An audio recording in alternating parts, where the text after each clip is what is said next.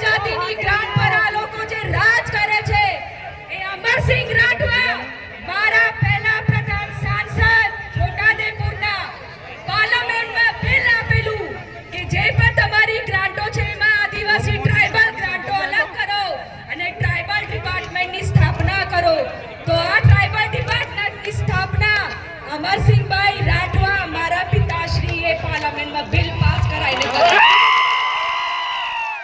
તમને તો ખબર પણ નહીં હોય આદિજાતિની કેટલી ગ્રાન્ટો આવે.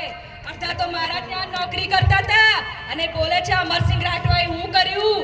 તું જ્યાં બેઠી છે ને એ પાયો અમારા ત્યાંથી ખોદેલું છે.